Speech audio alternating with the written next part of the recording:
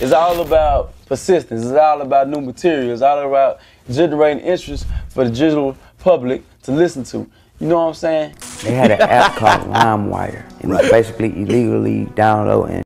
So bam, I made a LimeWire account. I upload Crank That, title it. I love Soulja Boy, bro. Britney Spears, wooty wooty woo. Whoever the was popping at that time. Then they'll go there, download that song for free. Like I'm finna get 50 Cent at the club. They'll hit download, they hit play, it'll go, you don't. So they're like, what is this? By a minute in, they're like, Alright, what is up everybody? So today I'm giving the flowers to one of the most legendary finessers in the rap game. Of course I'm talking about Big Draco, aka Soulja Boy. Now not only can he morph into any other trending rapper like he's Ditto, but this man has systematically got into the bag for over a decade now, using some of the most creative tactics. I remember back in the day, Soulja Boy was selling retweets for like $4. He would follow you for $2. He had it set up on his website, you could go place your order and he would just shout you out or like your tweet. But that was just the beginning of a long list of schemes and finesses that Big Soulja would pull. The best Soulja Boy era was the SODMG vlog era and the Halo video era with all the SODMG. Like this literally is like he's literally him, bro. Like he literally was on way before like this was on. It's so crazy. I hope he breaks down. From hacking LimeWire when he was 17 to being sued by another guy named Soulja Boy. I mean, who could forget the infamous $400 million contract? You know, this $400 million deal that was up. Can you finally speak on that situation? Yeah. Basically, man, I just got involved into like some big business type. You know what I'm saying? The rappers ain't involved in it. Yes, this is the legend of Big Soulja, and we're gonna get into all this, but before we do, let me show you my song of the day. This is an artist named You in the lab with your nigga Soulja Boy now. His room. When he was, people don't realize he's been in the game today. Yes, they know where to start. Because Big Soulja's basically been in the game for damn near 15 years. He's not even 30 yet. People don't realize he made all his own beats on a shitty computer in his room when he was 17. You in the lab with your nigga Soulja Boy, you know what I'm saying? I'm finna show y'all how I'm on these beats, man. Check this out right here, check this out. Yeah. Soulja, he was a good worker, man. He was always on his computer, networking on the internet, was doing his own beats. Most of the songs are produced by him, written by him. But Soulja Boy's biggest talent was not the music, it was the hustle mentality. How do I get people to hear my stuff? That was his philosophy. He was grinding on SoundClick back in 2005, 2006, getting 20,000 plays a day, making 99 cents per listen, splitting it in half with the company. That's about 10 racks a day. Then he moved to MySpace. That was the new frontier. Check it out, 92,000 friends, shutting it all down, the competition. When I ain't doing the show, you can hit me up on the computer. When I ain't on the computer, you can hit me up at the show. He had went from 17,000 friends to like 300-some thousand friends in like 10 months. And how he was doing it, every song he made, he would call his website and MySpace out. He's so good with his digital marketing shit that he named his 2007 studio album SouljaBoyTellHim.com. He named his album his website, and his website was his album. It was genius. But the way that he got everybody to know about him was with Crank That. This was back when the internet was the Wild West. If you were on LimeWire, you were rolling the dice, praying you didn't get a virus. And I wasn't on LimeWire. Manipulate the search results. I think I got on it once. He would upload Crank That under a different song name, whatever was popping at the time. Eminem, 50 Cent, Britney Spears. He would name it that. People would download it expecting one thing, and then ended up getting Crank That. And it blew him up to where his album, SouljaBoyTellHim.com, sold 950,000 copies in the States. Even though that shit got a 3 out of 10 rating, almost unanimously by every single music critic. But it didn't matter. He signed a deal with Interscope, he sold over 800,000 ringtones, and made a ton of money. The next bit of genius marketing, I hope everybody remembers the hit song, Kiss Me Through the Phone. Now there's one nigga had a number at the end and I would not stop calling it, bruh. Phone number.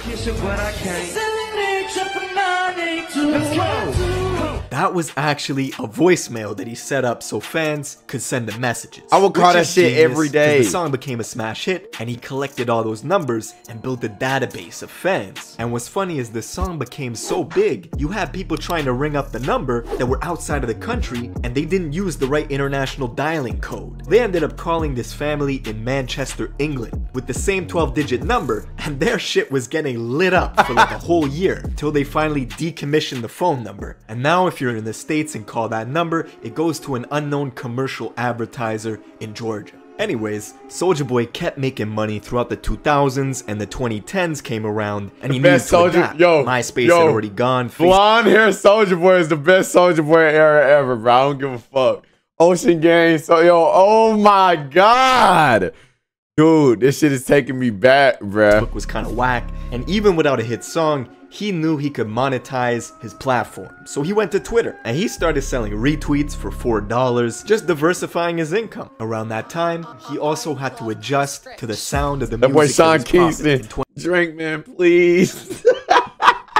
That boy Sean Kingston is a fucking junkie, oh god.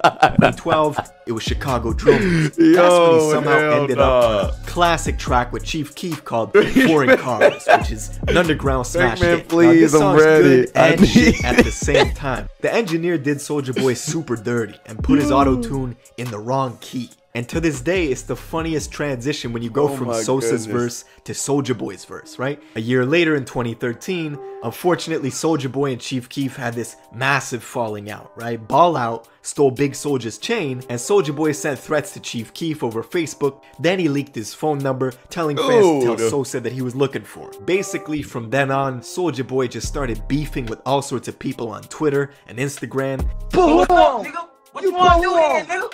You put who on? Nigga, I put you on, fuck, nigga. I want you. What you want to do here, nigga? He went after Chris Brown, Quavo. Then he had a big beef with Rico Reckless from Chicago. You showed up at Soulja Boy's house. At his house. He put 100,000 on your head. Yeah, like they wanted, people this right here, he put 100,000 up on my head. It was people that was like, oh, you can sue for that. They can't do that shit right there. I'm like, what type of snitch ass shit you want? I'm just gonna go to his house and knock on his door. Okay. But, yeah, I popped up at his door. His ass Reckless. Back door. And then try to go to Dubai. This was at the same time that people like DJ Academics were making fun of Soulja Boy for claiming he bought a $6 million mansion, when in reality he was renting off Airbnb. So it was basically the entire internet versus Soulja Boy, right? He was taking on all beefs. And then he allegedly had this $400 million deal with a poker company called Celebrity Poker. $400 million deal. Yo, Flex, thank you for the raid, bro. I appreciate it. Yeah. Basically, it was a new contract that was signed by the government, and nobody else had this contract but us. You know what I'm saying? So that's why it was a big deal. So what it wasn't $400 million going into my pocket directly, but it was $400 million deal with the worth of the deal with us. Now, anytime someone comes out and says they signed a $400 million deal out of the blue, most people, they turn around and they go, no, you didn't. Long story short, the $400 million number was basically a benchmark that the company wanted to hit. The contract capped out at $400 million, but in no way in hell was anybody getting $400 million. And let me tell you, by reading deeper into the company, they were making like $13,000 a month or something, which I mean is not bad, but nowhere World near Poker enough Fund to warrant a Holdings. $400 million valuation. That thing kind of fell through, but you gotta respect Soulja Boy's ability to make business moves, even if they don't work. Now, by far my favorite move that Soulja Boy made was in 2018. Everybody remembers when he launched SouljaWatch.com. How much did I make yesterday, Charlotte? Boy, if you don't stop yelling at me, it's $233,000, $604.88. Thank you. SouljaWatch.com. Now this shit was smart because it looked awful. It looks like a Russian website where you go to buy like a kidney on the underground market. Soulja Tip. You know? It looks super bootleg. And all the blogs and all the pages were clowning Soulja Boy because the website looked so bad. It was trash. It was a basic Shopify store, no custom themes, no attempt at any branding. All he was doing was drag and dropping these cheap Chinese products on your website. And the business model is called dropshipping. And to boil it down, he's just a middleman, right? He doesn't pay for inventory, he just puts the product in front of you, takes your order, then a Chinese supplier makes and ships the product. Now people are making some serious cash doing this, but usually you gotta spend a ton of money to build that customer trust. You gotta spend money to make ads that draw people into your store. For Soulja Boy, that shit was $99. It's almost like the worse the shit looked, the more people were drawn to the website. It was like the greatest case of anti-marketing I've ever seen. The delivery, the product, it was all so bad that it worked. And while everybody was clowning his website, Soulja Boy went on a press run, right? He went to Breakfast Club, he went to Complex. He knew exactly what he had to do to generate that traffic. And guess what? In just 28 days, over 2.2 million people visited SouljaWatch.com. Now there's various different websites that calculate how much they thought he made, and Soulja Boy posted a photo, a screenshot of his earnings for one day, and of course that's net revenue, not net profit. But all in all, I made a spreadsheet to estimate how much he made. Damn, this nigga pocket watch to the extreme. Low end. He made at least 530 grand in 28 days. That's on the low end. But anyways, what I found beautiful is while everybody was laughing at him, he was making bank, bruh. He had no music that was relevant, but he was making big money. People talk about 6ix9ine as being the greatest marketer in the current day and age, but I put Soulja Boy up there against anybody as one of the most legendary schemers and finessers. Listen, legendary. Man, Soulja Boy is legendary in general. Atlanta legend. Like, it don't even, come on, man. You need to make a video on you? Well, oh, what the fuck?